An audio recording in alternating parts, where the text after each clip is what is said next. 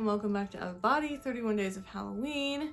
Today's video is yet another Haunted Memphis episode. This episode is about the Gold Hunters cult. Now, if you didn't know before, Memphis has actually had a cult before, probably multiples that we don't know about, but the Gold Hunters cult is one of the more well-known ones. Now, it is considered folklore, but George W. Lee, a civil rights leader, claims that this really happened and that he witnessed some things with this cult, and he is the one that originally told the story. Now, this Gold Hunters cult is pretty much self-explanatory.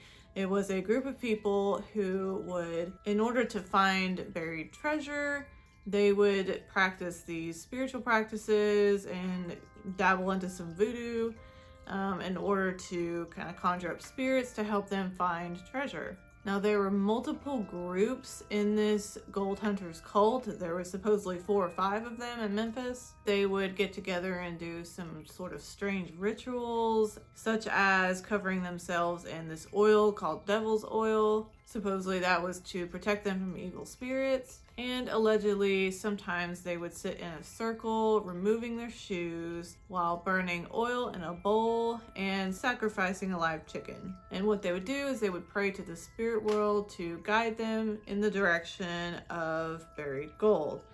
And once they received the information as to where this gold was, they would start digging. Allegedly, they would dig so much that some of the holes were about as big as a house. So when they dug enough to where they could see the gold, but before they could get to it, these spirits and some shadow people would come and scare them away. So stories of this Gold Hunters cult started kind of passing around the same time as a particular court case that involved voodoo and buried treasure. Apparently 2 men were charged with obtaining money under false pretense. One of the men was named Barefoot and the other one Midnight. I'm guessing that's their nicknames. So supposedly these men obtained money from an herb doctor named Dr. Scissors, and they used this money to buy the ingredients in their ritual at the Wolf River bottoms. Now, the 2 men claimed that that night, when they went to do the ritual, the doctor was there with them, and supposedly the spirits did not like the doctor being there. So I'm assuming that's why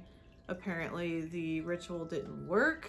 Now, there were some items that were brought forth in court, items that the men purchased, including a dead frog, a serpent's tail, a bag of black hen feathers, and a divining rod. Now, the divining rod was also called Jacob's rod, which some of you may have heard of. I know I had heard of it when I started researching this story. It's an instrument that's used to find gold. Now, one of George Lee's acquaintances, Mr. Simpkins, actually owned the rod, and so Simpkins was invited to one of the gatherings so that they could use the Jacob's rod. Now, at one point, Simpkins actually invites George Lee, so that's kind of how George gets wrapped into this.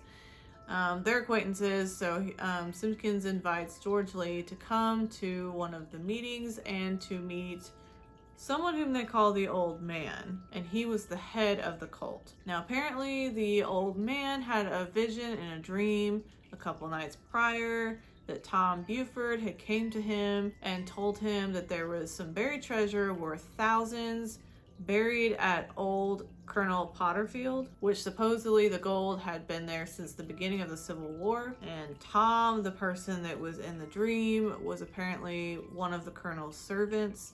So this Tom person appearing in the Old Man's dream, telling him where this gold was buried, obviously he was gonna check that out. So when the men arrived at the site, the leader of the group had all of the men kind of douse themselves in that devil's oil, their face and their hands, to protect them from evil spirits. And when they got through the gate, he asked them to sit in a circle around him, and he began kind of rocking and reciting a prayer and saying some strange names. And then he stood up and told the others to do the same. He then told them to go back 10 paces while he applied more oil, got out the rod, and he told them to lay on the ground. Now, allegedly, he held the rod up to the sky, and then all of a sudden a light appeared on the ground in a certain spot, and so that's where they set out to dig. So once a little bit of a hole was already dug, he threw some liquid into it, which I don't think they knew what it was, and then he lit a match. Flames started like darting out of the hole and the liquid started boiling. Now he kept digging, and after some time he announced that he had hit something, and so the others came forward and started helping him dig. And when they were just about to get to the gold, when they had just reached where they felt like they had hit something, Mr. Simpkins looks up and sees a white-robed figure with a torch in hand walking out of the carriage house. And he says, "What's that?" So the men got scared and ran off towards the car. And then when they came to their senses, they actually went back to the hole and started digging some more. After a while, they actually reached what seemed like a metal plate. And when they got to that point, supposedly they heard a blood-curdling scream, and that scared them enough to just leave and never come back. So that is the end of this story. It's kind of different. I called it Haunted Memphis. I guess it's not really Haunted Memphis. It is in a way, because there's a cloaked figure and nobody really knows what that was. Could have been a person, a real person, or it could have been a spirit.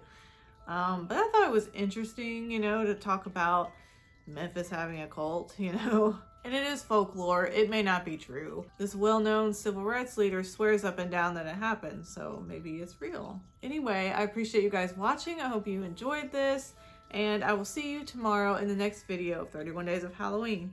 Bye.